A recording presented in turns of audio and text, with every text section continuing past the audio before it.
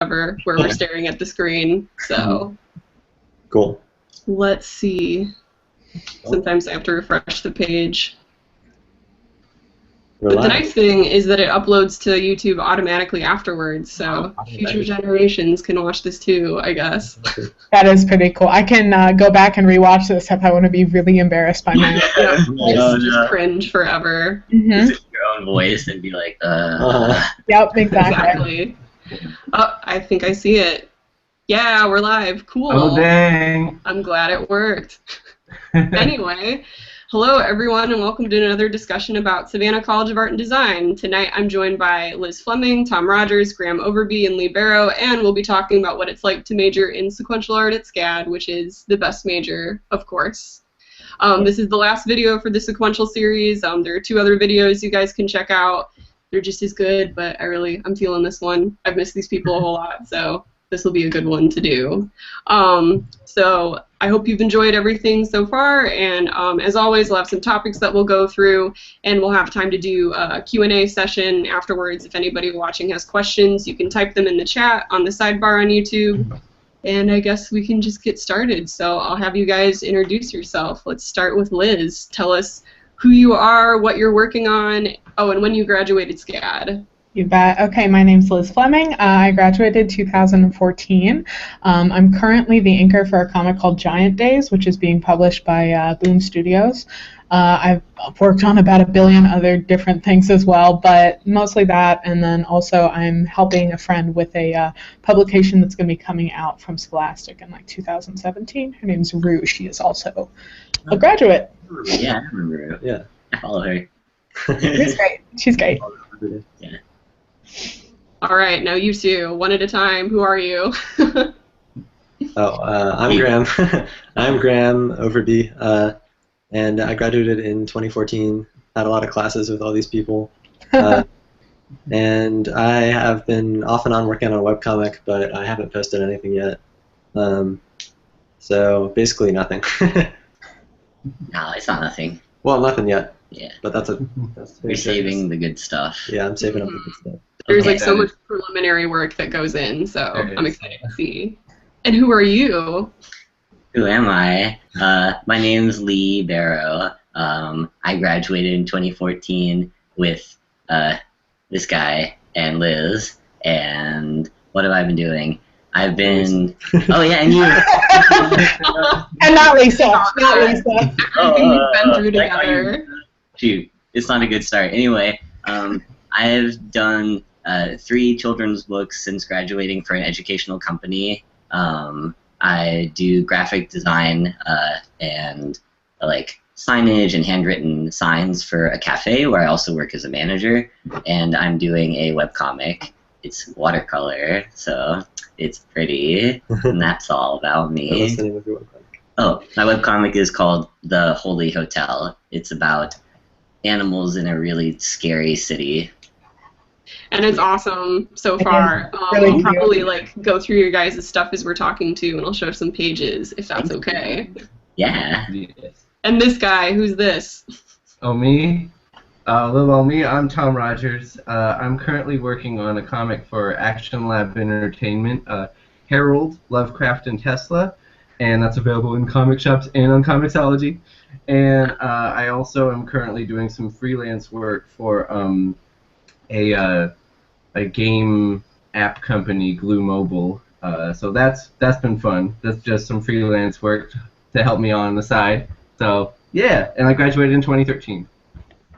Dude, can I just say that I'm not up to date on it, but I got the first 2 issues, and I'm really loving it. Oh, thanks, Lovecraft and Tesla, I man. mean. It's Yay. so good. Everybody should read it. I got my copy at Rose City Comic Con. Yeah. Oh, nice. Best Comic-Con, in my opinion. Yeah. I wish I would go again this year, but I didn't. I should have registered when they offered the papers, like right after the con got over, but not this year. Oh well. Next year. But anyway, so we've already talked in the other ones about what sequential art is, so people are probably familiar, but I'm always interested to hear, when you guys all applied to SCAD, did you know that you wanted to major in sequential art, or did you have something else that you had in mind first? Are we just going to go kind of in rotation the like same way that we kind of did? Sure, we can do that, or whenever somebody has an answer. Cool. I did actually. That's the whole reason that I applied to SCAD was I wanted to do comics, and it was one of like, I don't know, like 6 or something schools in the U.S. that did it, and I was like, all right, let's do it. Let's go for it. Jump in. Whatever. Mm-hmm. Oh, who's next? You guys. Let's keep the order. Your turn. Oh, right, okay. Yeah, well, by the time I went to SCAD, I knew I wanted to do comics there, but when I toured the school, like when I was in high school, I actually was interested in game design, and I had an experience at the game design building where I talked to one of the professors, and he was like, I was like, what do people do with this degree? And he was like, well, mostly, if you're lucky, you get a job like modeling for a spin-off of a movie, video game, something like that. And I was like, You didn't like the way that sounds. it was really demoralizing. But then I stopped by Norris, the Sequential building back then, to say hi to one of my friend's professors from when he went to summer camp at SCAD. And the professor turned out to be so cool, and he gave me like the hard sell on sequential art, and that was what brought me to SCAD. Mm-hmm. That was Jancy, wasn't it? Yeah. My intro professor. Yours too, Liz. He was the best. I remember him. Oh yeah, I remember him. All right. He was We'll talk about intro in a minute. What if he's watching? What if? No.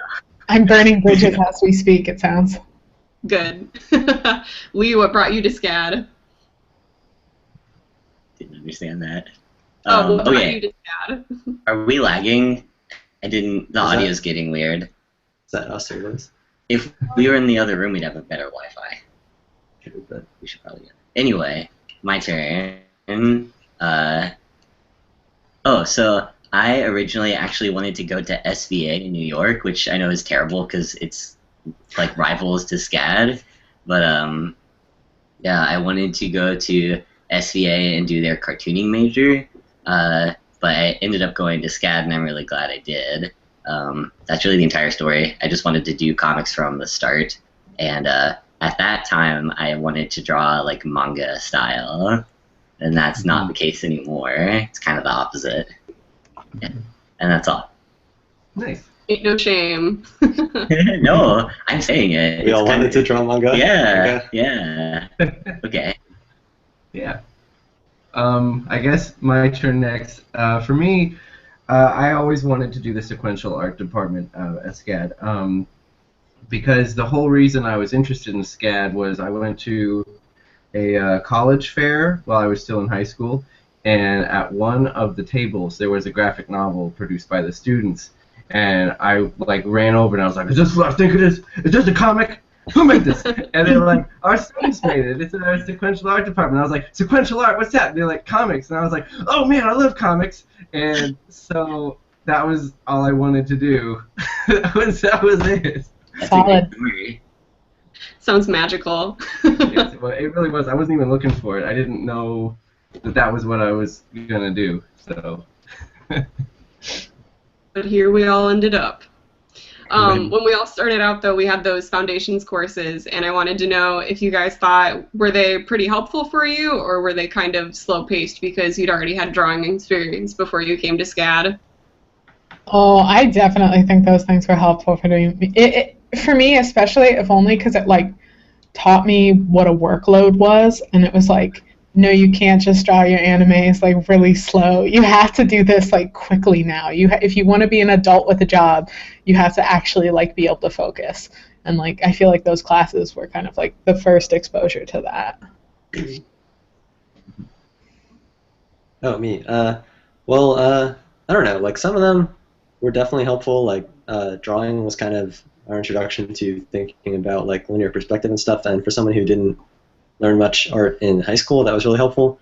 But then there were some of them like 3D design that I can't really fathom why a comics major would have to take that. That was fun. It was fun. Yeah. But was it useful?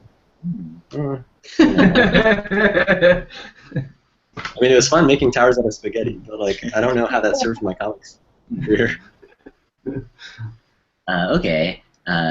As for me, I actually think the foundation classes were harder than all the comics classes I took, except for like Viz 1.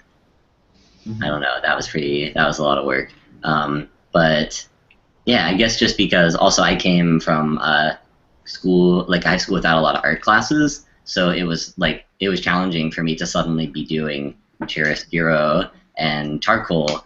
I was the only person in my junior and senior art classes, so I just did like, the teacher would be like, "You go over there and paint." I was like, "Okay," but yeah, so they were super useful for me. Yeah. Cool. I thought they were pretty useful for me as well for the most part. The class that I really loved in the foundations was, so I skipped out of Drawing 1 because I had some AP Art credits, so that got me out of Drawing 1. But I had Drawing 2 with Professor John Rise. He was awesome. He was a boss. So if there's any future SCAD kids listening to this, try to get John Rise to teach your foundation drawing classes, because that was the best. So. Nice. Yeah, I've heard he's one of the good ones. Him, and then I had Langley, so I feel like you have Yes. one Yeah, of I the had- two. What? For life drawing. Phillips. Yeah, I had Phillips for drawing too, and that was amazing. Oh, Oh, that you would've guys been are awesome. lucky. I only I had him love for him. storyboarding. Yeah, And for storyboard. Yeah, it was interesting. he was great. Oh yeah! Oh yeah! Oh was a- man! That was great. That totally reminds me of him. Beautiful, beautiful imitation. He was a wonderful teacher. Though. Yeah. Yeah. He was awesome. The materials that we have to use, what do you guys think are the most expensive ones that you end up keeping in your toolbox? None of them are actually like my physical tools. That would be my brother printer scanner and my computers, because it's like I'd still do all my pages traditionally for the most part, but like there's no way to send them to my editor if I don't have a really good scanner and also a computer to edit them with. So those two. Did you end up getting the scanner combo that Matt has? Because I think I have the one that's similar to that one. It's awesome. Great. He's like this big, and it's like it's like a sizable object. I feel like I like bought a car, but Exactly. like it's amazing. Like it's such a good printer scanner, and it has like, oh my god, it's amazing. I thought I have it too. Mm. Yes. All right. Oh, sorry, it's my turn. Takes me by surprise every time. So you mean just specifically for sequential classes? Or anything that you still use, I guess. What was the most expensive? Well, the real money was into the rapidograph here, because Oh, you hand started lettering. using those. Those are awesome. Yeah, for like the Professor Duncan who taught the hand lettering classes really sold me on this. If you the hand lettering thing is kind of like optional. Like you can, depending on who you have for intro, you might have to do some hand lettering, but after that you can mostly get through SCAD doing digital lettering if you want to. But if you really like hand lettering, then it makes sense to buy one of these. But they are like $25. But if you take care of them, they last forever. And if they get clogged, you take them apart and soak them in alcohol, and then they work again. And they just produce like the most amazing uniform line. So I really like rapidographs. Oh, is it 25 for just the one? Wow. Yeah. Did you get to say that? Yeah. That was a good commercial. Good job. Google AdSense will be delivered later. Oh, man, you're almost convincing me. I've got all these, I've got a stack of 20 microns that are the same size because I know they don't last. But I always buy them because they're the cheapest. That's Right. any sort of decent. Oh, get a rapidograph. I'm next, right? Yeah. Okay. I do not like rapidographs, but that's just me. I kind of a bad thing to do. I like to use printer paper and like Tom said, not rapidographs, like microns and things that are cheap tools. But I just find that they work. I like to use these little Pentel felt tip. Oh, yeah, I got mine. Oh yeah.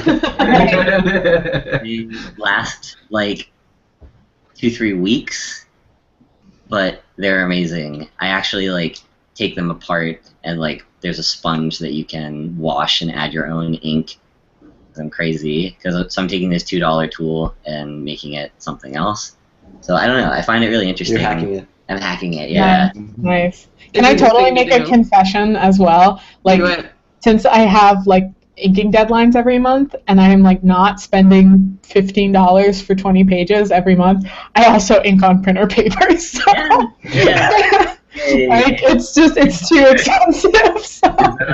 Yeah, like I wanted to use watercolor paper, and then I was like, no, I can't do it. It's too much. Paper. Yeah, I'm kind of like, I think.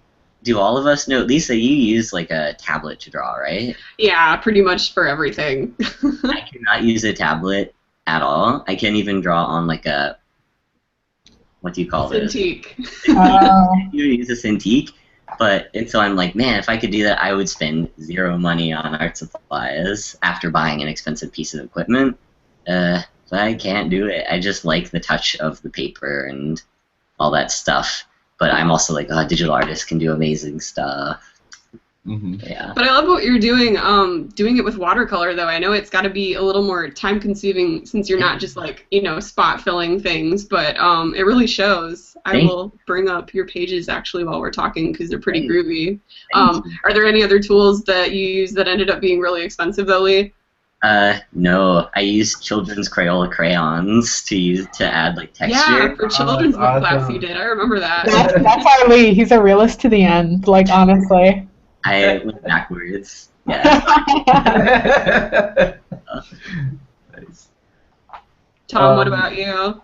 Yeah, so for me, my most expensive thing that I buy regularly, and I didn't start buying this till after SCAD. So after SCAD, I got a part-time job working at Blick, the art store, for a while. Oh my gosh, hey, I'm a manager at one of those. Oh, nice. Nice. Awesome. Sorry, yeah, go on, please. Yes. But Blick actually, like, I've worked lots of retail jobs, and that was my favorite to do. But because of the great employee discount while working there, I tried out all the different kinds of paper to draw on, and I found out that the most expensive Bristol is my favorite, and I can't go back. I can't. It's the best. That's the good stuff. Yeah, it's a 500 series semi-smooth surface. It's just great. It's got this nice little tooth. Just, oh man! So I buy this all the time, and this is like almost $40 for a pack, and you're brave. You're a brave soul. I just $2 a page. Yeah, but anyways, and then other than that, I've also got a Brother printer scanner, an OK computer. I have kind of a crappy old tablet. This is just the Bamboo, and that's all I have. So. You actually back when we were at SCAD, you got me into the habit of using Rapidograph ink for inking, which is now a habit that I can't stop. Oh, nice. Yeah, I still use that stuff too. So it's the best. It's so good. It really is. It's the blackest ink you're gonna get. So I wanted to get some. I think we should mention that Graham borrows my scanner. Yeah, right. He has one scanner. It's like 8.5 by 11. I don't even own a scanner. I just borrow his.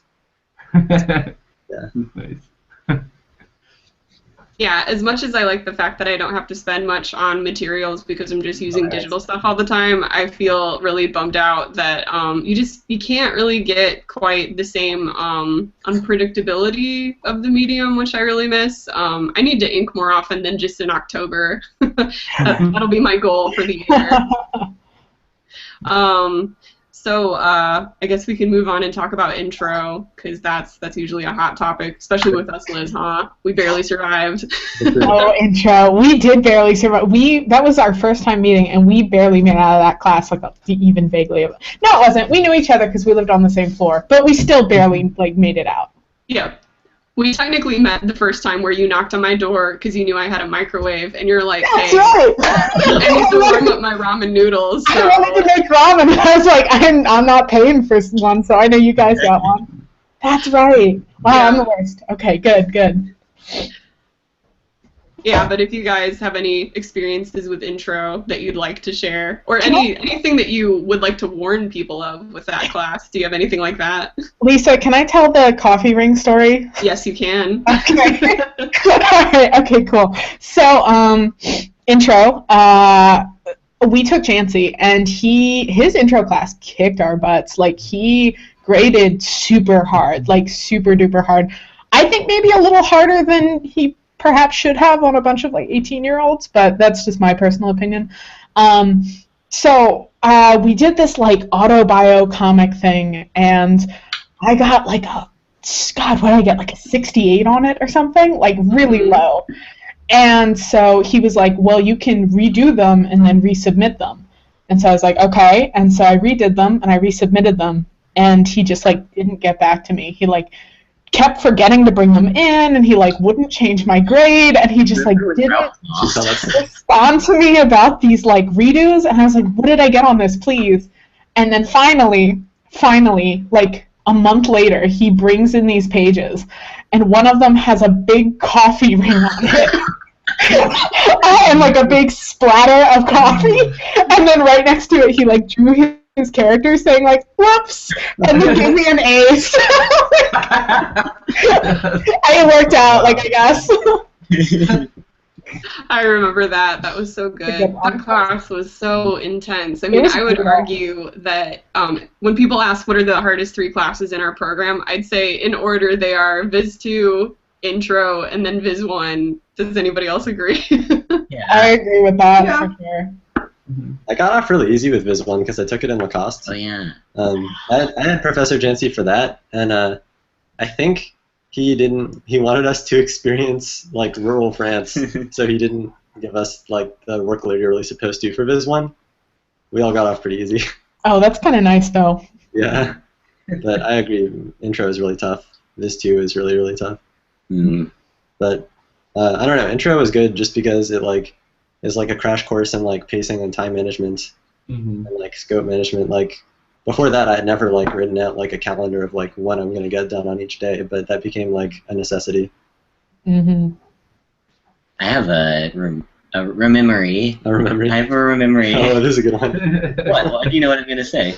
No, go ahead. Okay, you don't know what I'm gonna say. I remember I took Viz. No, I didn't take Viz 1. I took Intro my 3rd quarter, so last quarter of my freshman year, which was earlier than some people, but also a lot of people started it then. And I knew one person who took Intro in their 2nd quarter, and she warned me, don't take Duncan. Duncan is scary, and he's really harsh, and the projects are unreasonable. And I was like, whoa, so scary. And then when I went to sign up for classes, the only professor available was Duncan. And at that time, he had a really thick beard, so you couldn't see if he was smiling. Right. And, like, yeah, he actually graded really harshly, like Jancy, like you said, Liz, but it wasn't so bad after that. And then I found out that he was actually, like, a big teddy bear. Yeah. He's so funny. Oh, my gosh. Yeah, he's I took Duncan for Intro too. No regrets. Yeah. It was great. I remember, like, the projects were, I think intentionally, like, really hard, like, to mess you up. Because, like, wasn't there, like, several projects where we could only use Sharpie? I don't think so. Oh my gosh, that's I think there was one or something like that, but we had to do like only silhouettes, and it's just really awkward, and it makes you uncomfortable because you like don't draw that way. Yeah, he had 2 comics where you had to only show the characters in silhouette to kind of test your storytelling ability, and there were no words. Yeah, it forces you to make really big mistakes because you don't know what you're doing yet, probably, and then you get critiqued, and you get like these huge mistakes pointed out to you, and you're like, dang, I see that. So that was really good. Like, this doesn't read. I can't tell if this person's like dancing or falling over or whatever, you know? Just like stuff like that, where you're like, oh, people don't really see what I'm trying to say, you know, unless I say it clearly. I don't know. Yeah, so you should take Duncan. Yeah. Nice. Intro for me, I had Intro to Sequential with actually Brian Ralph, and I had a great time in that class. It was a pretty heavy workload, and I felt like he graded medium. It wasn't like super hard grading, but just the amount of work that you have to do, I think it is meant to scare you straight. You know, like if you're really thinking about doing comics, this is the class where it's like, we're going to give you all these assignments. This is what it's like. You got to meet the deadlines. You got to have good work. And so a lot of people I know like were just trying out Sequential and tried the intro class, and then they didn't want to take any more sequential classes, which is fine. That's the point, So, but yeah, I had a great time in it. So if you can get through it and still love comics and know that you're gonna make mistakes and get messy, just like Miss Frizzle, you're gonna have a great time. So. It's nice to see that there are so many people from other majors who use one of their electives to take intro to sequential. Like, I remember seeing a lot of animation and illustration students take it, because there's a lot that you can learn just from that intro class. That's super true. I think we've decided, though, that the hardest class is Viz 2. No arguments here. Because of any Viz 2 stories, then I feel like me and Liz have a ton. Boy, well, Viz 2 was like a very interesting. Well, no, Viz 1 was my crazy one, but Viz 2 was fun because we had the big projects, and I started the comic and everything, and that was huge, and people were doing Kickstarters and stuff. We took that class together, right? We did. We were in that class together? I have the notebook to prove it, because we just have these doodles of each other barfing and crying. Well, this one was the one where I almost died, so that's the one that sticks out more to me in my head. But I also remember Larison saving me super heavily in both of those classes, because I think I took him for both because I just loved him like crazy. Mm-hmm. Yeah, that's the worst class that you can get really sick in, because I remember you were gone for a week or something. We're just where's Liz? And then you show up and you've just got this shawl all around your mouth because you're I can't get anybody else sick. This is awful. And then Larison's sitting there and he throws vitamin C tablets your way. He fed me so many vitamin C tablets that quarter. He had 6 a day for me. He just kept giving me them. But no, that was a party. That was an interesting. But that, I feel it was very. I learned a lot from getting sick during that quarter, especially in that your professor's a lot more willing to help you than you would expect, so long as you're super upfront with them, very real with them. I would go to him during the weekends and be hey Larison, I am dying, so can you help me here? And he took care of me super well because he knew that I was serious. And so I feel if anything, that's something to always keep in mind when you're at school and when you're dealing with professors is if you are upfront with them and honest with them about your limits, they will bend a lot more than you're expecting. Mm-hmm. Yeah, that's really worth mentioning, because I think a lot of people will just not communicate at all and think, well, they won't notice if I'm gone, or I'll catch up later, or I won't bother them about anything. But really, if you let them know what's going on, I think they'll be a little more forgiving. Definitely. Totally. Do you guys have any Viz 2 horror stories? I don't have too many memories of that quarter. I think I was dying also. Everyone was crazy that quarter. Yeah, not sleeping, so memories didn't form. Yeah, in retrospect, you should sleep. Yes. Yeah, it's not fun to not sleep. But yeah, I don't remember much, except that, I don't know, what was my comic about? I think it was about a cat. But that would describe most of my. Lee, that's a lot of comics on here. Well, didn't you have a scooter in yours? I remember looking at those pages and thinking how horrible it would have to be to draw that over and over again. Yeah, I did that on purpose. I was I'll have a good time, and then I didn't. But anyway, I drew a cat with snot coming out of its nose, and that was fun. Yeah. It's a really valuable class. Because you redo the same comic a few times, and it makes you get into the nitty gritty of visual storytelling of why would you make this choice or that choice. Mm-hmm. But damn, you have to take care of yourself, because I got back problems during that class that I still have. Oh my god. Yeah, didn't some people get carpal tunnel and stuff? Yeah, I remember that. A few people with wrist braces. Oh yeah, braces. yeah. Larison taught us that thing where you hit it. I was that's scary. I don't know. Yeah, I remember that. For me, yes, the visual storytelling classes are some of the hardest. I think I had a harder time in Viz 1 because I don't know why I did this. I decided that was a good time to have 3 studios, And you guys know I was also working as an RA, and I was also the comic editor for Yeah, the no district. kidding. Hey, you are. Yeah. And I had a webcomic going, and I was like pretty determined to keep doing it regardless of whatever else I was doing. Like that was the priority. Oh I man.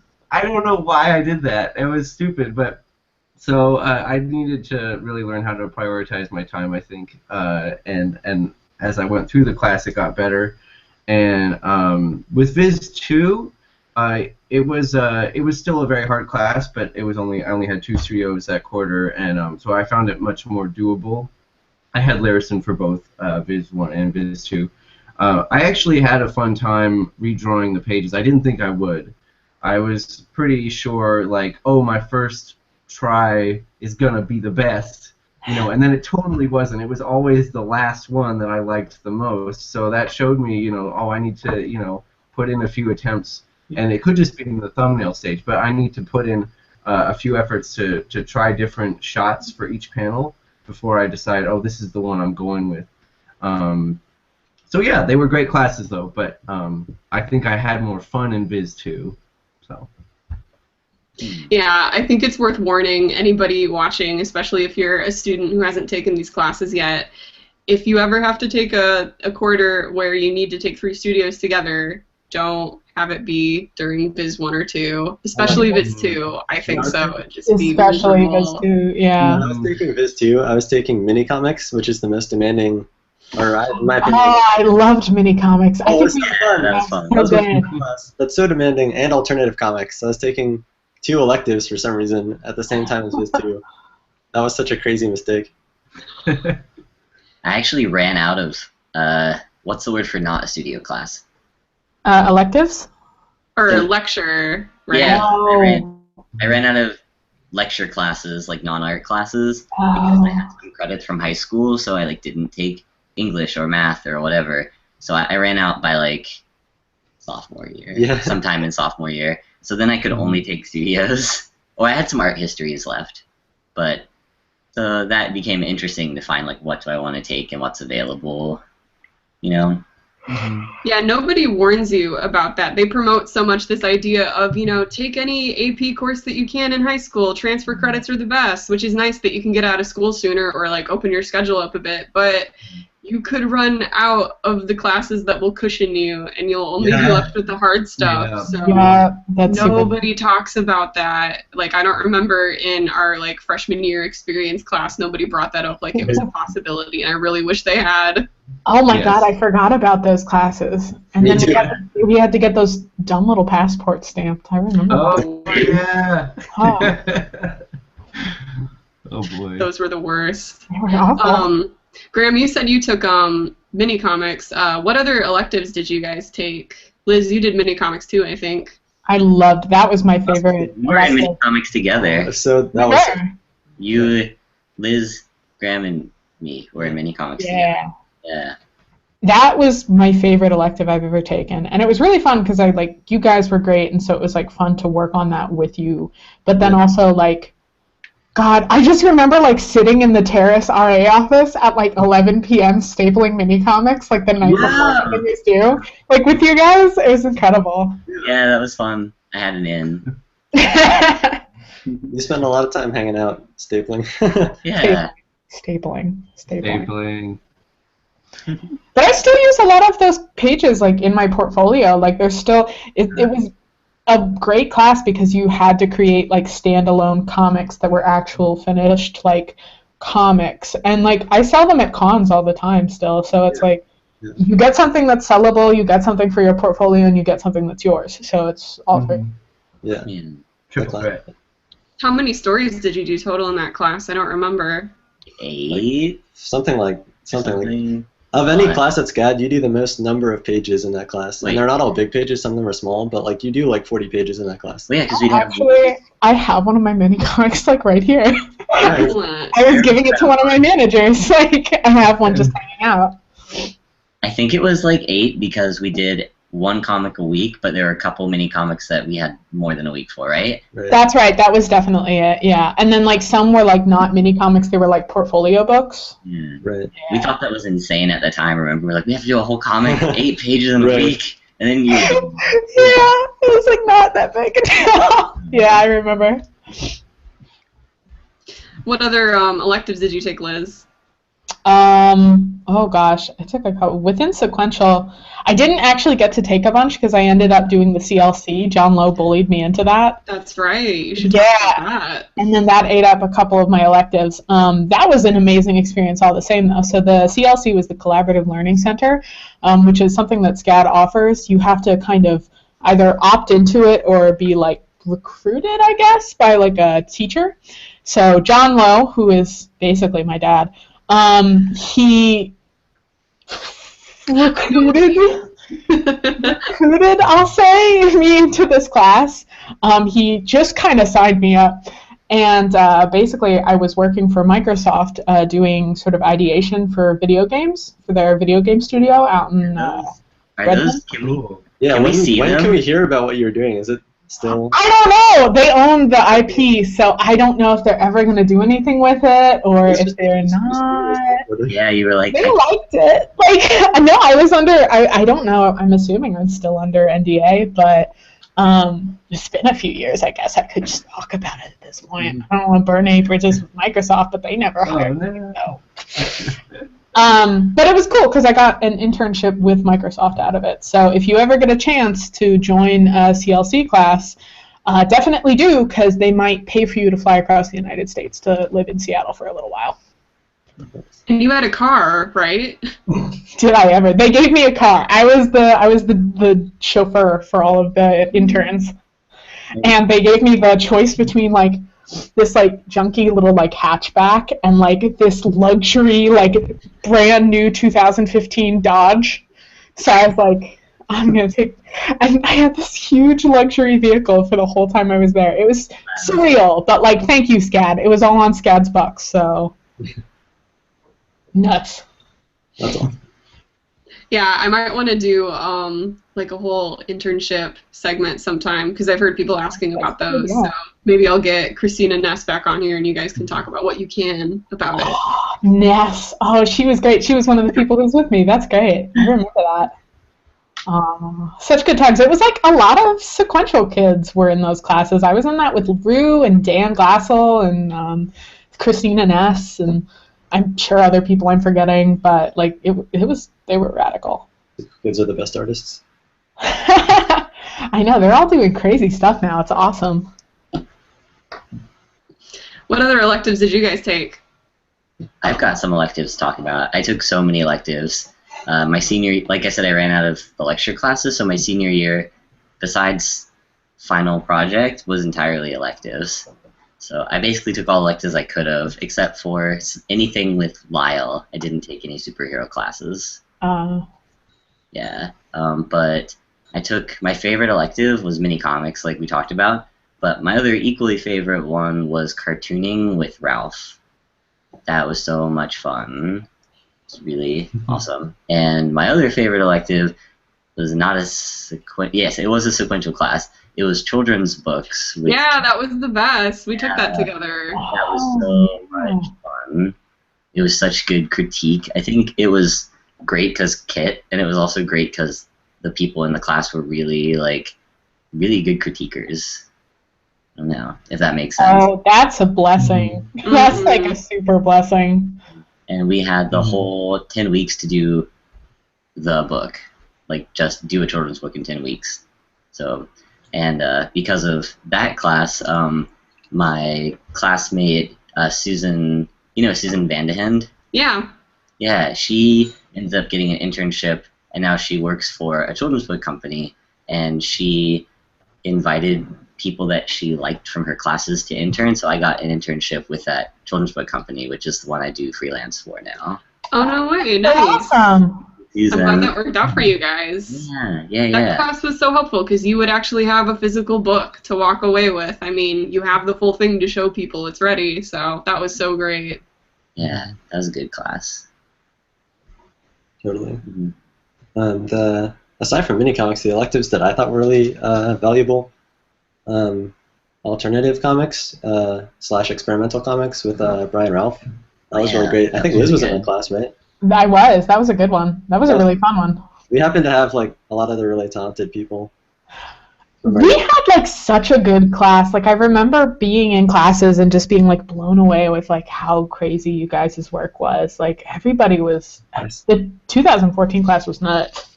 Yeah. In fact, like weren't we all or weren't the three of us in senior project together? Because I remember at the end, Larison was like, "This is the best senior project class I've ever taught." That's right. Oh, I forgot about that one. Yeah. Yeah, alternative experimental comics is really cool because it makes you think about like kind of the limits of the medium and like the inner workings of sequential art. And you do some comics that you do comics that stand alone and are memorable because they're like weird and unique, and that definitely like kind of informed my sensibilities that I still have for the comics I make now. So that one was really cool. The other one I thought was really fun was comics painting. I really recommend that. Oh yeah, I'm forgetting all these ones. Comics painting. Oh man. Comics painting. Although I don't know if they'll still be teaching that because Professor Gildersleeve isn't there anymore. Oh, that's right. He was the main one who taught it, I think. I had Matt Tech with him. I remember that. Yeah. So cool. Actually, thank you for reminding me about comics painting because that totally changed my life. Yes. Like, not exaggerating, because he was like, "You can paint comics," and I was like, "Oh yeah, sounds like a lot of work." And now that's what I do. So. Right. You'll think it's crazy, but then he would like do these demos where he would take like 3 tubes of acrylic and make this like incredible panel in like 45 minutes before our eyes or something. What a cool guy. Yeah, he has a pretty good TED Talk. I think you guys linked me to. Maybe I'll try to find it and put it in the description. Yeah. Yeah, I want to see that. I think it came out like right around the time it was clear that he was leaving SCAD, so it was really sad. Yeah. That's nuts. I didn't know he did a TED Talk. That's awesome. Yeah, I didn't It's know called that like either. Cars and Dinosaurs or something like that. It's like The important things in life. Tom, did we leave any electives left for you? Yeah, actually. So most of my electives were actually in regards to storyboarding because that was my minor. By the way, if there's any future SCADies listening, storyboarding as a minor fits in really nicely if you're planning on being a sequential major. Because basically I was able, all of my electives were storyboarding, and then I had 3 left, and the 3 that I had left were comic scripting with Mark Neese. I think that's an elective, right? Is it? Yeah. No, Okay. no, scripting was you needed. Oh, okay. You needed it. But I loved that class. That was a good one. Yeah, I wanted to take his advanced scripting, but I didn't have another elective for it. And then I don't remember, is Human Anatomy with Paul Hudson, is that an elective? That was an elective. That was definitely an elective. Okay, because I took that because I thought that was important. And then Superhero Comics with Tom Lyle, I did take that, and I greatly enjoyed it. Even though I don't really draw in a superhero-y kind of style, I do love superhero comics. So it was a fun class for me. So. Sorry, can I interject now? Because Tom reminded me about advanced scripting. That class was so good. Right? Another one I wish I would have believe it. taken. I love Mark Neese. Mark Neese is the man. Yeah. So, He's still there. Lisa and I had his regular scripting class together, and that was a interesting place. You didn't script out loud. Right. I hated that. It was a treat, and I've talked about it before, but just watching him listen to somebody's like Sonic the Hedgehog knockoff and him like slowly curl into himself and like feel like I'm so tired. Everyone doing their angsty like space operas for their 20-page. Oh, it was the best. Yeah. My favorite. I want to be contrary. I love Mark Neese, but I don't really script things. Like, I do outlines, and then I improvise, and it usually works pretty well for me, and the kind of stories I want to tell. Like, but Graham is, like, you're super wordsy kind of person, and you're wordsy. I don't need words. I don't need animals. But, yeah, I like, it was challenging for me because it's, like, not what I'm inclined to do, but it did improve my storytelling abilities a lot. Right. I think it's helpful to know, like, once you take scripting, you know whether you're someone who prefers to write things out first or figure them out as you thumbnail. Yeah. And otherwise you might never know. Mm-hmm. But advanced scripting, the elective version of it is really helpful because over the class you write 2 scripts for like standalone like graphic novellas, I guess. They each have to be at least like 50 or 60 pages, I think. And since you can write much faster than you can draw, that's actually feasible. But then you have those like, you know, that you can go back and draw sometime. Like I meant to draw one over the summer during SCAD, but I never got to. But I am planning to go back to one of those scripts and use it for a future project. Oh, nice. Yeah. Did you guys take any sequential electives outside of our department, like for your freebie ones? Because I didn't get to. I think that was, of anything that transferred, those counted as like my 3 free electives, so couldn't do anything else. I think I just straight up stayed in sequential, unfortunately. I didn't. I didn't either. Yeah. Too much storyboarding. Yeah, I took 2 illustration classes. Ooh. They weren't my favorite classes. Because Sequential is so fast-paced. They're like, thumbnail it, draw it, turn it in, you're done. You have to be really intense and really fast, but illustration I found really like slow and creative. Like it's a total different way of conveying information visually. I don't know. So that was interesting. I took a watercolor class. That was fun. And I took a children's book class. But yeah, like I said, there was a lot more like just reworking like a core idea instead of just churning out products. So I was impatient. I just was like, okay, I'm done. And they were like, oh, think about it some more. And I was like, I'm done now. So. It's a good point, though. Like, I really think our department turns us into machines more than, like, deep, troubled souls. You know, it's just like, I have no time to contemplate because I got to get it done. I can't speak for your guys' souls, but my soul's deep and troubled. You say that illustrators, like, can't work fast, but for me, I was so used to, like, going super, super fast, and it was just really jarring to go in and very slowly chip away at something. The only class I took outside of SQL was screen printing, and I thought that was fun. I mean, I had this like romantic notion because we had there's one screen printing project in mini comics where you screen print the cover for one of your mini comics, and I had so much fun. I was like, I want to learn more of that. I want to take a whole class because I had this romantic notion that I would like from now on always design and screen print my own covers for my comics. But it's such a time-consuming process, and like so much can go awry at every stage. It's expensive too. And expensive, yeah. I don't even have all of the materials, and I don't really want to buy them. That I think you have to be like really dedicated to that DIY thing to screen print your own covers. But instead, now I would just get them printed and design them to look like they were screen printed. Yeah. Yeah, it's such a shame it's not like easier. Well, not easier, but you can't do it more efficiently because the covers, they turn out so beautifully, and it's kind of neat to see that they have a unique quality even between the different versions of them because of like just the little errors that you get. But man, it's so hard to do it otherwise. And when do you have access to like a screen printing lab or anything? Too much. That's the thing, yeah. What about you, Tom? Oh, well, I think we were just talking about electives outside of sequential, right? You didn't take any, did you? I didn't get to because all of mine were dedicated to the storyboarding minor. I guess I could talk about that. I took them all with Godot, and then I had one with Phillips. I loved them all. They were really, really fun. And I'm not sure if it contributed or not, but I have been doing a little bit of freelance storyboard work now. So I think that it was very helpful. Nice. I wish I could have gotten to take a class with Godot. He seemed so cool. Yeah, I think I managed to take everybody except for, I took Duncan for the Survey of Sequential Art class, but no studio classes, so that's where I'm a little sad. Yeah. Oh. Yeah, same actually for me.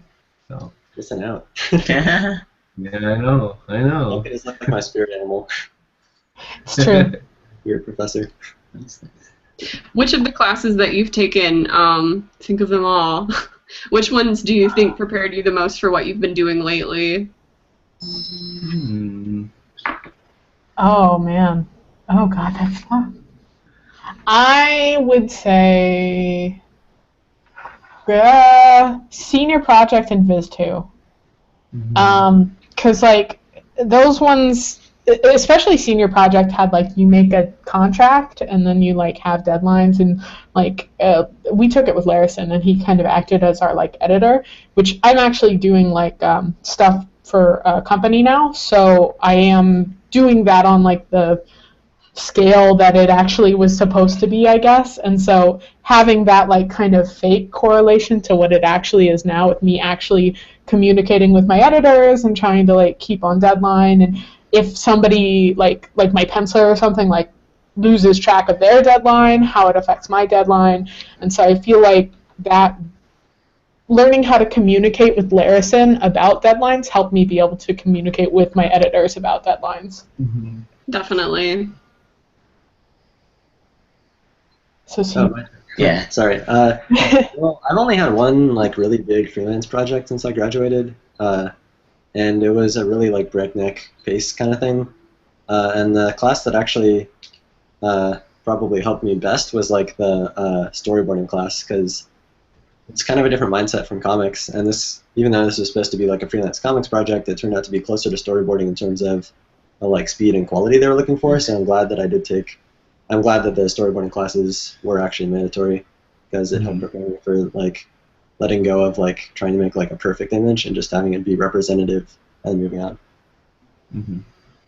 Yeah, for me, because I've done several children's books, I got the most like applicable to my life right now from the children's book class I took with Kit.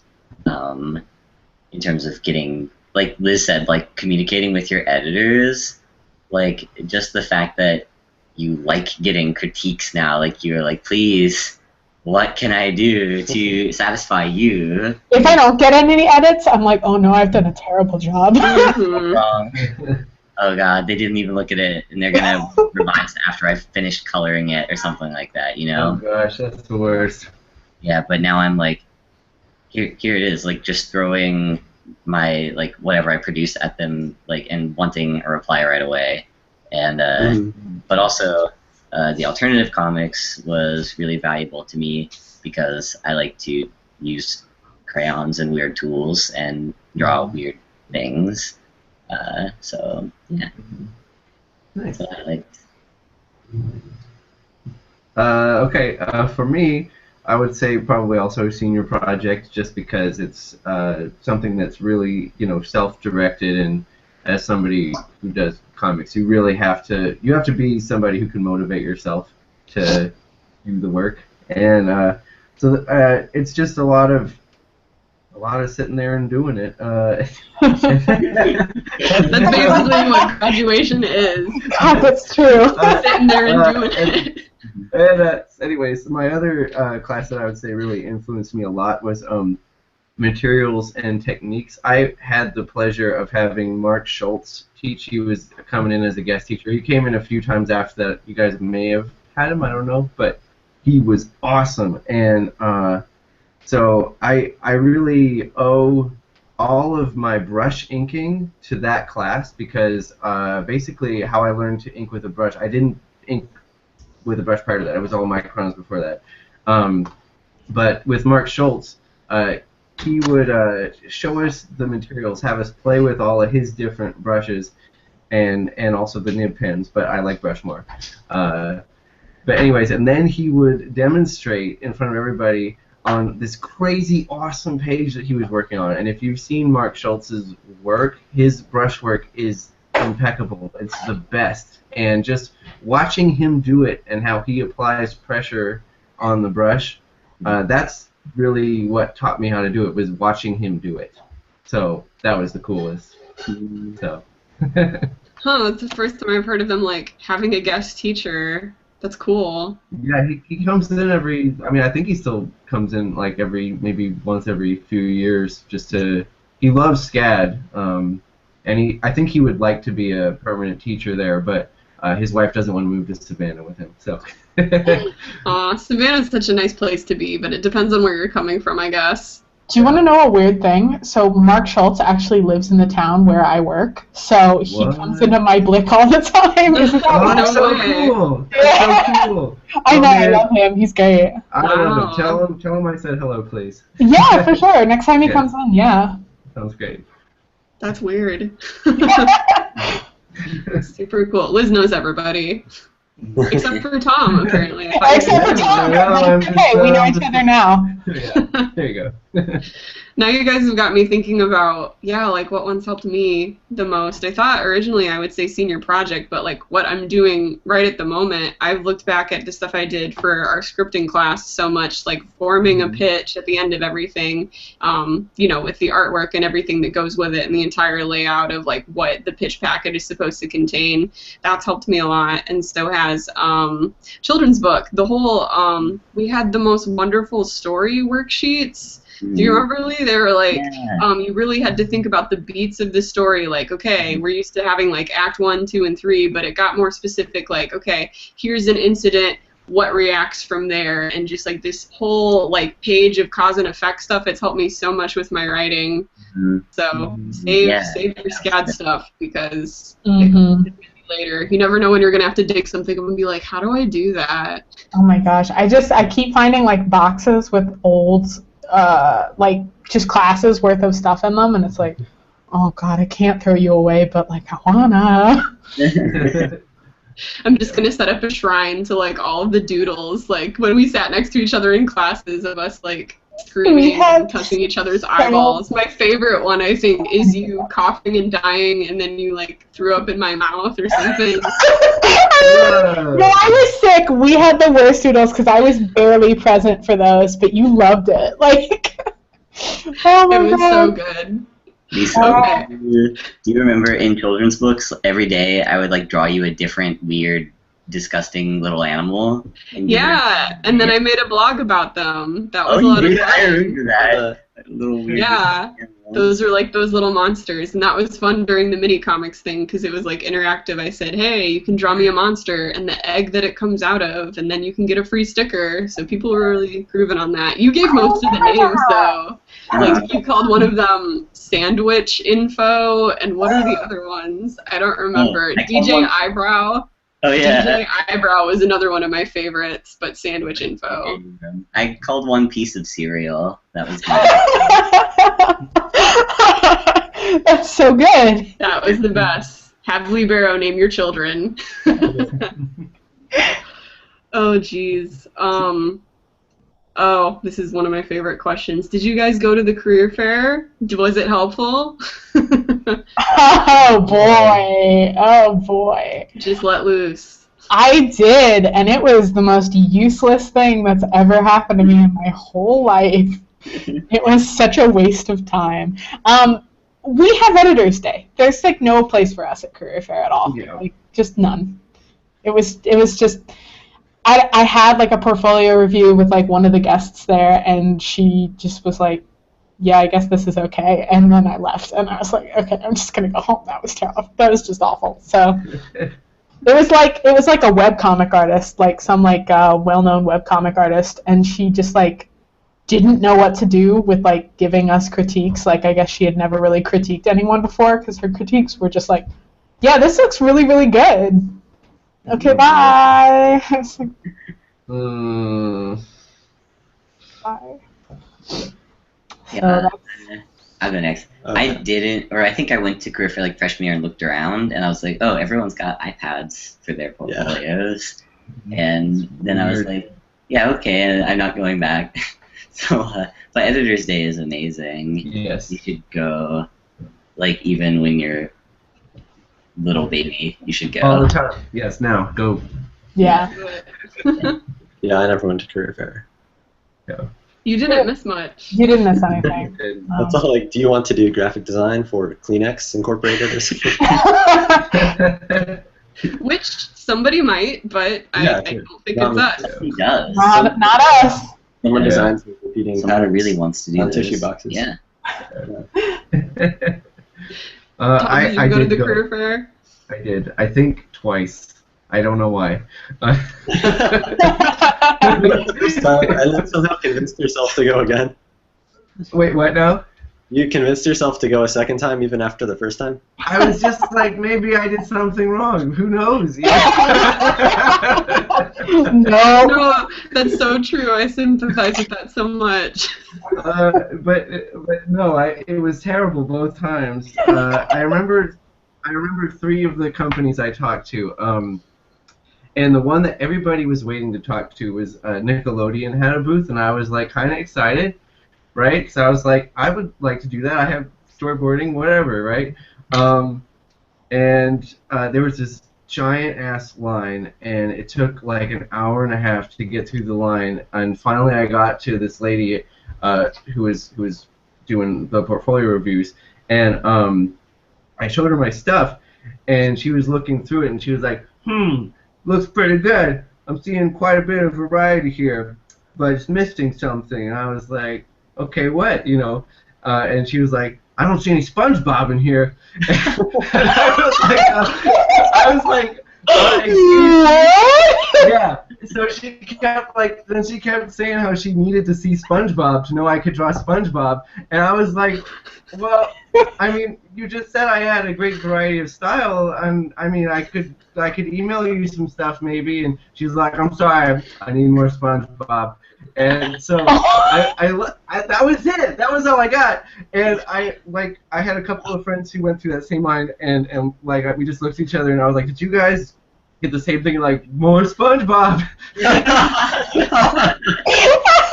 What? That's crazy. Yeah, it was, and like apparently what was going on is this lady who they got was not she was not artistically minded, so I don't even know who she was, but she wasn't like somebody who should have been there. What is it? So yeah, and then the other people I talked to Hasbro because I was like, oh, I could design, I don't know, like toy boxes or something, but they really just, I think, were more interested in actually designing the product itself and the functions, and that wasn't really my major or something I have experience in. And then I also talked to the guys who make the cartoon Archer, and they liked my drawings, but they were like, do you know how to use Adobe After Effects? And I was like, no. They're like, well, I really thought the SpongeBob thing was coming back. Really could use more SpongeBob. No more SpongeBob. But so yeah, it was all stuff that I couldn't do, except for, I mean, I still think I could maybe work in the future for Nickelodeon. Just I don't know about that lady. So yeah. That is now my favorite career fair story. Thank you for sharing. Really That's a really good one. Like, amazing.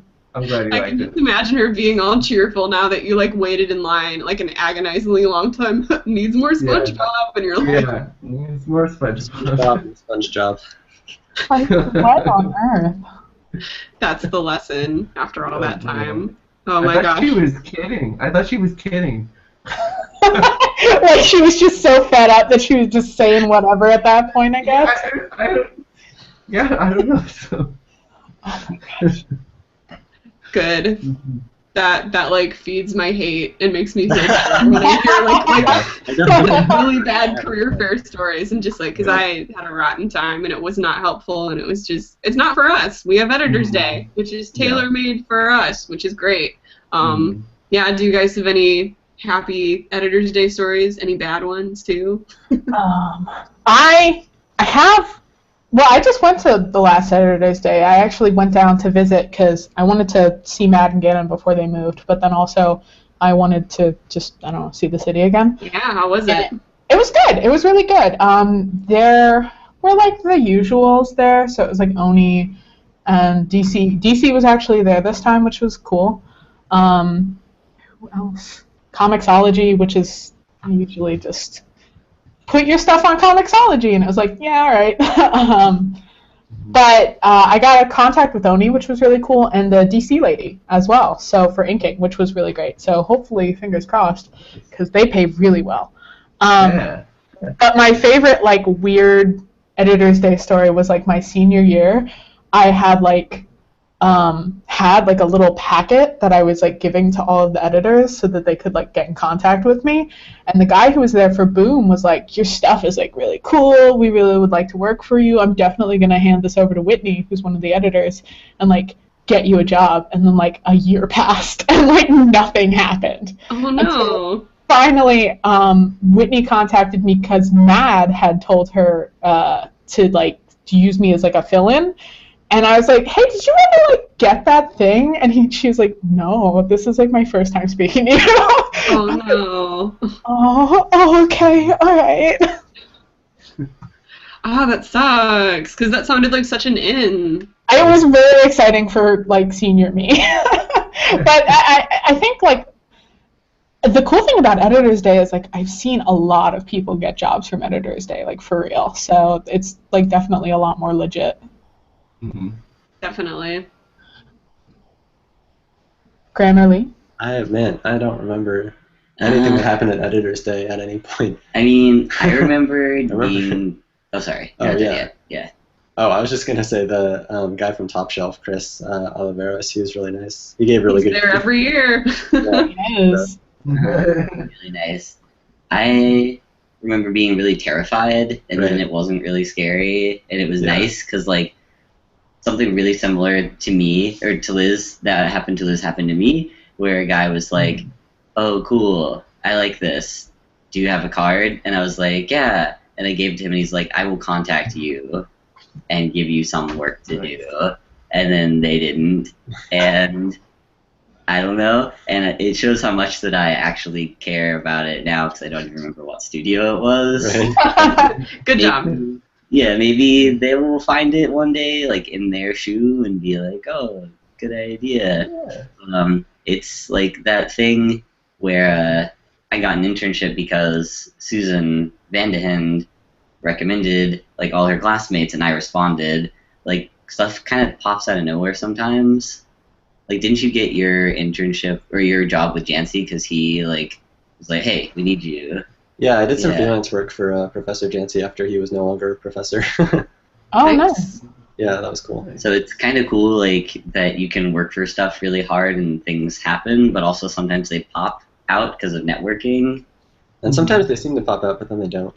Yeah, you get a fake pop. and I you're feel like just you get at least 2 fake opportunities for every real opportunity. Yeah. Yeah, definitely. Yeah. I think so. Mm-hmm.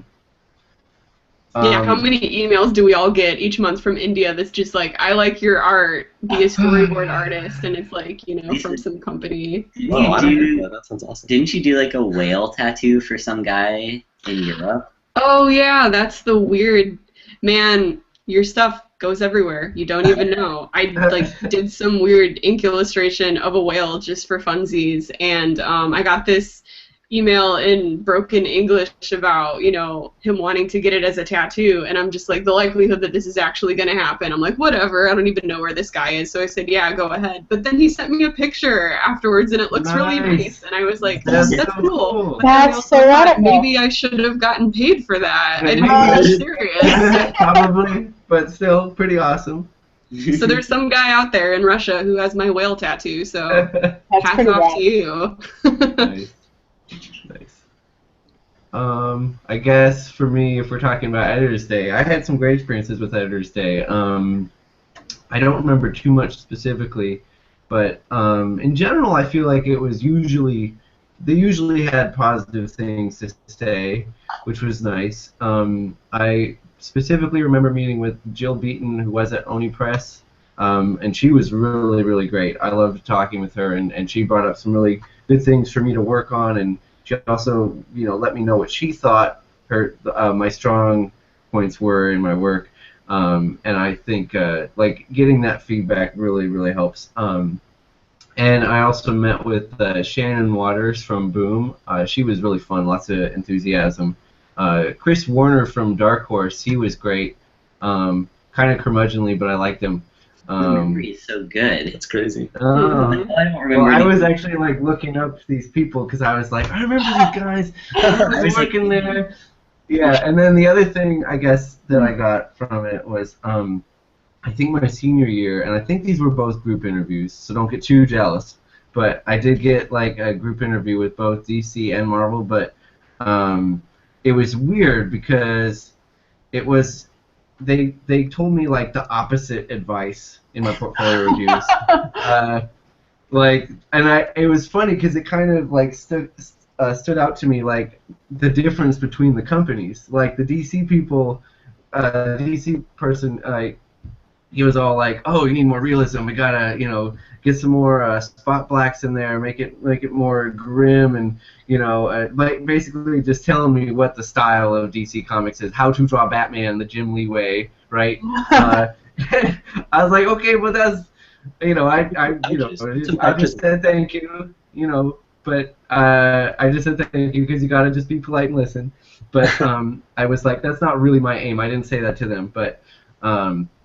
And then when I went to see Marvel and they liked my more cartoony stuff, I can't remember her name, but I had some woman who was she was the editor for the Ultimate Marvel line at the time, and she was really cool. I really liked her a lot. But yeah, it was just interesting to have those back to back and have totally different reactions to my stuff. It just goes to show you, I guess, that really, if you're trying to get work from a specific company, sometimes you do have to cater your style to what they want, and sometimes it doesn't have to do with the quality of your work. It has to do with what meets their needs as a publisher. So. That's a great point, yeah, because you can tailor it to somebody, and they'll find a place to put you. Oh, I lost what I was going to say. Oh, now I remember. It's the corny one. Do you guys have any like words of wisdom for people who are seniors, or is there something that you wish somebody would have warned you about when it's your last quarter as a senior? I have a little of both.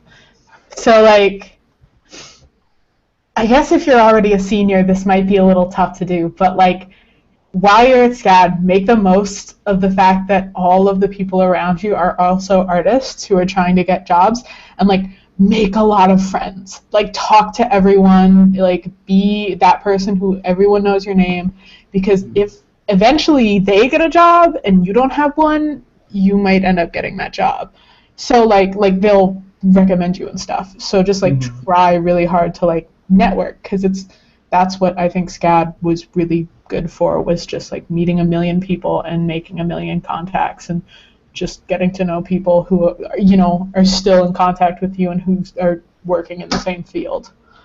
I forgot what my other thing was, so that one. Did you mean specifically like advice for surviving the end of, like, for surviving senior year, or for surviving life after SCAD? Oh, if you have either or, both are helpful. I don't think I have any advice for life after SCAD. I'm still trying to figure that one out. And then we all cry collectively. Yeah, right.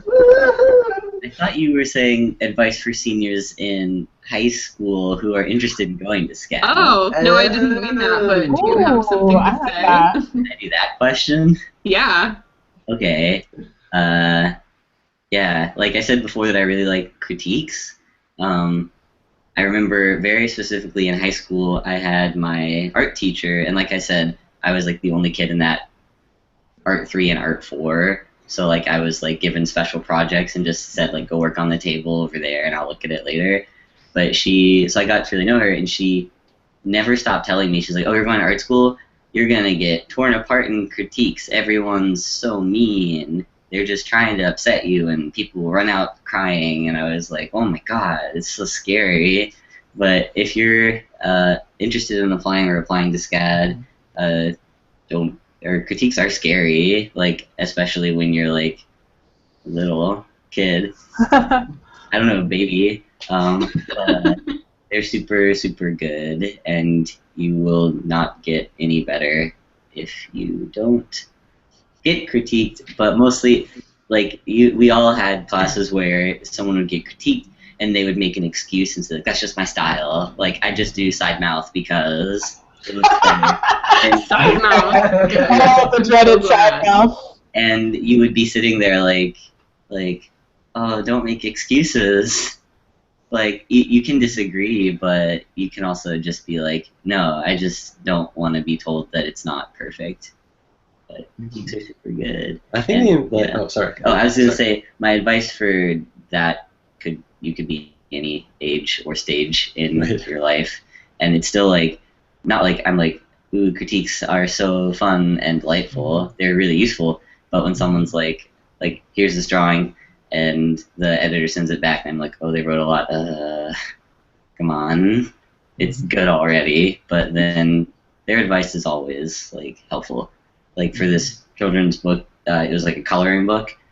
This editor kept on telling me to move these seagulls, and I was like, why? She was like, oh, it looks good, but you need to move the seagull number 8 1 inch to the left. And I was like, and she kept on sending it back to me. The product was so much better than the original one. You know?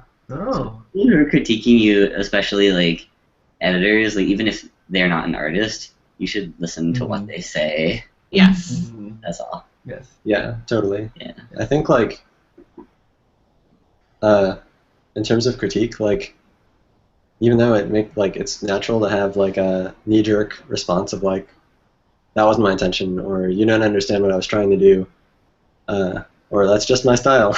Like you have to like sit with the critique and like think about it, and in maybe a few months, then you can decide if it was valid or not. Sometimes you're like, that's dumb, and then like you're like, oh, my style has changed, and now I'm doing what they said I should do, and I thought it was a bad idea.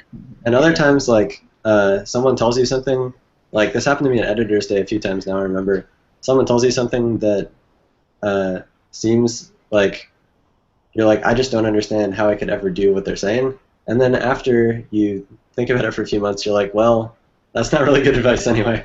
At least not for my style. People critique you, and then you're like, actually, no. Yeah. I think sometimes really like with like after a few months, then maybe you can be like, well, actually, no, because maybe that would be good advice for someone who had a different style or was going for a different effect. But maybe they just didn't understand what you were trying to do, and like the only thing is you can't like immediately refute the critique that way, because then you shut off any possibility of actually learning that, like from valid critiques. Yes, well said. I like how you put that, because if you dodge something immediately or make excuses, sometimes it's just better to like hear somebody out. I think even if you're like as they're saying it, you're just like no, you're wrong. Like let them finish, and then maybe later you can decide. Because I've had to like a defensive response initially, but then when I go back and think about it later, like you know what, that might work. So yeah. What do you mean draw less anime? If you're listening to this and you do like to draw anime, that's also okay. Don't ever stop. I still draw anime, and I'm working, so you're fine. You draw JoJo. I still draw Sonic the Hedgehog, so yeah. Just be smart about it. That's the only thing. Okay, so I guess we were talking about words of wisdom for seniors. Yeah. Right. Anybody. Okay, so I mean, I'm not that much older than you guys, and I still haven't figured out the game yet. But I would say that just after school, don't expect to get immediate work right away, unless you're magical. But still apply to everything, and don't give up. But just be aware that you need to cut yourself some slack after you graduate. You have to, because if you keep working and you keep putting your work out there, then it will go somewhere. So I think the main thing is just be patient with yourself, and if you have to work a day job, that's fine. It's you gotta make the money, right? But at the same time, don't let that day job take over your life. Don't let it be the only thing you're doing, because I mean there were lots of people when I was working part-time day jobs who would you could tell there's always at least one person, I feel like, per retail job at least, who has given up on their dreams, and it's so sad, and you can't let that affect your mentality. So I'm lucky enough right now to currently be doing full-time art, but it's like a variety of things. Like I'm doing like several different things. I'm not able to work full time on my comic series yet. I'm working freelance storyboard, freelance character design. I have a Patreon page set up, which people help me out every month, so that's been helpful too, especially when there is a dry spell of work. But it's like a lot of different things, and sometimes I don't know what I'm going to be doing next month. But yeah, so it's kind of scary to be graduated, and it also depends on what career you're going into. But I guess comics specifically, just be aware that it will be rough at first. But once you get stuff going and once people start seeing your work, it's gonna happen. So yes. Yeah, that's important to emphasize the fact that just because you don't have something when you walk out the doors of SCAD, doesn't mean that you failed or anything like that. Mm-hmm. Sometimes things take a long time to get going. Sometimes if you have a contract lined up, it takes forever for it to get off the ground. Oh, yeah, definitely. Yeah. So you can be twiddling your thumbs a little bit, even though you're technically employed. So there's always that. That's yeah, not a fan of that either. I think it was like a solid year before I got anything even remotely freelance. So it's just a retail job never hurt anyone, and also it treats you how to treat customer service people. Yeah, that's helpful. It is. It's good people skills. So. Or coffee shops, I always thought that might be kind of fun too. I didn't never do it, but I was like, I could do that, maybe. Yeah, that does seem nice. Yeah. I'm so grateful to have a part-time job because I'm glad that I can do something completely opposite, because I'll just feel so drained if I do art all day, every day.